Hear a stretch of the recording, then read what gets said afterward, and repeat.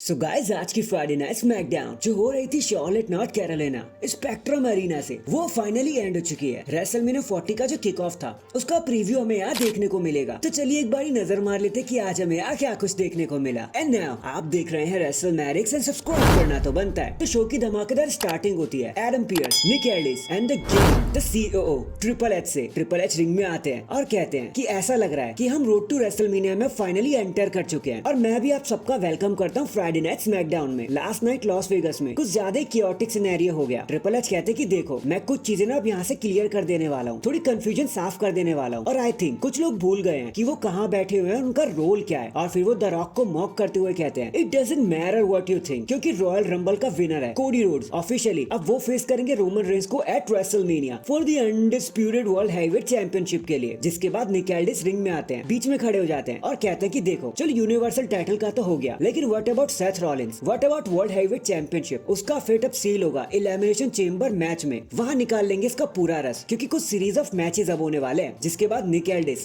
सारे 12 कंटेंडर्स को स्टेट करते हैं, Randy Orton, Bronson Reed, Kevin Owens, Logan Paul, AJ Style, the Miz, Bobby Lashley, Ivar, Drew McIntyre, Sami Zayn, Dominik Mysterio, LA Knight. ये सारे superstars elimination chamber match की series का part होंगे। इतना सुनते ही वहां पर ड्रू मैकिंटायर आ जाता है जो कहते हैं कि शुक्रिया एंड थैंक यू कि पंक को यहाँ से निकाल दिया तुमने। एंड एक बारी मेरी टी शर्ट को देखो, ये तो सीएम पंक की टी शर्ट से भी ज्यादा बिक रही है आजकल। मजे की बात तो ये है कि इसका एक भी प्रॉफिट सीएम पंक की जेब में नहीं जाएगा। जिसके बाद हमें सबसे पहले क्वालिफायर मैच देखने को मिलता है ड्रू मैकिंटायर वर्सेस एजे स्टाइल के बीच में। ओपनिंग के हिसाब से ये मैच काफी दमदार था, एकदम बैंगर ही मान लो। पर्सनली मुझे तो काफी पसंद आया, लेकिन अनफॉर्चुनेटली देखो ड्रू मैकिंटायर एक स्नीक पीक तरीके से मैच को जीत गए। एलए नाइट की इंटरफेरेंस के बाद, जरा सी हेजिटेशन के बाद एजे स्टाइल का पूरा ध्यान एलए नाइट पर चला जाता है और ड्रू मैकिंटायर इस चीज को कैपिटलाइज कर लेते हैं। लेकिन मैंने अनफॉर्चुनेटली क्यों कहा, देखो सीधी सी बात है, I don't want see Seth Rollins versus Drew McIntyre again eight WrestleMania. It will be foolish you know. ये मैच तो ना ही हो तो ज्यादा अच्छा है। देन हमें बियांका ब्लेयर वर्सेस द मिचिन का मैच दिखाया जाता है जो हो रहा होता है एलिमिनेशन चेंबर क्वालिफायर मैच के लिए वुमेन्स की तरफ से। एंड आपको क्या लगता है कौन जीता होगा? यार केओडी लगाकर बड़ी आसानी से बियांका ब्लेयर मैच को जीत जाती हैं एंड आगे क्वालिफाई हो जाती हैं। देन हमें बैक साइड में triple H and bronze Breaker देखने को मिलते हैं, जहाँ ट्रिपल एच कहते हैं कि यार तुमने मुझे बहुत ज्यादा इंप्रेस किया, तुम पहले कहाँ थे और आज देखो कहाँ तक आ गए हो, लेकिन इतने परेशान क्यों? तो ब्रॉन ब्रेकर कहते हैं कि यार मुझे समझ नहीं आ रहा कि मुझे कहाँ जाना चाहिए, मंडे नाइट रॉ या फिर फ्राइडे नाइट स्मैकडाउन। जिसके बाद पॉल हेमन वहाँ पर आ जाते हैं जो ब्रॉन ब्रेकर के साथ हैंडशेक करते हैं और ट्रिपल एच कहते हैं कि ब्रॉन जरा 2 मिनट देना हमें, और ब्रॉन वहाँ से चले जाते हैं। एंड हेमन कहते हैं कि ये टैलेंट एकदम वैकी फैमिली से आया हुआ है। तो ट्रिपल एच बोलते हैं कि सीधा सीधा कहो तुम्हें चाहिए क्या? पॉल हेमन कहते हैं टाइम काफी ज्यादा हार्ड हो गया है ना, इसलिए हम नेक्स्ट वीक वापस आएंगे। और नेक्स्ट वीक से मेरा मतलब है कि हम वापस तो आएंगे लेकिन फुल फोर्स में, the tribal chief Roman Reigns and the rock के साथ वापस आएंगे हम। और ये सेगमेंट यहीं पर खत्म हो जाता है। इसके बाद हमें बेली देखने को मिलती है जो रिंग में आते हैं एंड उन्हें आते यू डिजर्व इट की चैंट्स मिल जाते हैं। बेली सबको थैंक्स कहती हैं और कहती हैं कि प्लीज मेरी बात सुनो, मेरे दिल में अभी भी एक बहुत बड़ा हिस्सा ऐसा है जो मानने को राजी नहीं है कि डैमेज कंट्रोल अब खत्म हो चुकी है। वो मेरे परिवार जैसा था लेकिन अब वैसा कुछ नहीं रहा। उन्होंने मुझे डिच करने की कोशिश करी, लेकिन एट रेसलमेनिया इयो स्काई को उनका सबक मिल ही जाएगा। इतना सुनते ही वहाँ पर डकोटा काय आ जाती हैं जो कहते कि बेली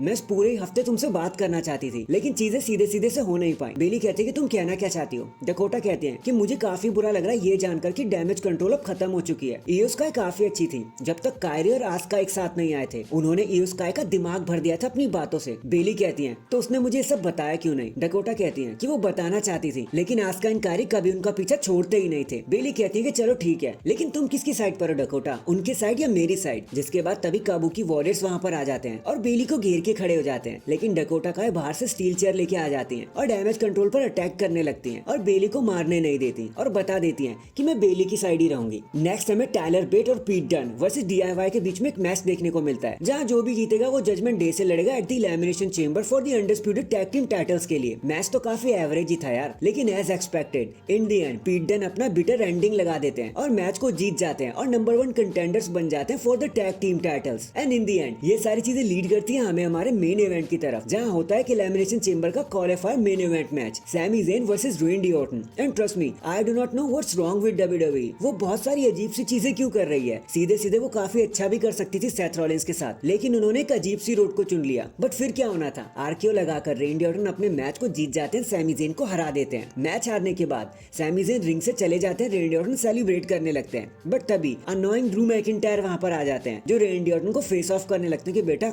मेरे अलावा और कोई नहीं जीत सकता। एंड डैंग, इसी के साथ हमारी आज की फ्राइडे नाइट स्मैकडाउन यहीं पर खत्म हो जाती है। वैसे आपका आज के शो के बारे में क्या कहना था यार, कमेंट करके जरूर बताना। एंड चैनल पर नया है तो चैनल को जल्दी से लाइक एंड सब्सक्राइब कर दो। बाकी मैं मिलता हूँ आपसे किसी और अपडेट के साथ, तब तक के लिए अपना ख्याल रखें और खुश रहें।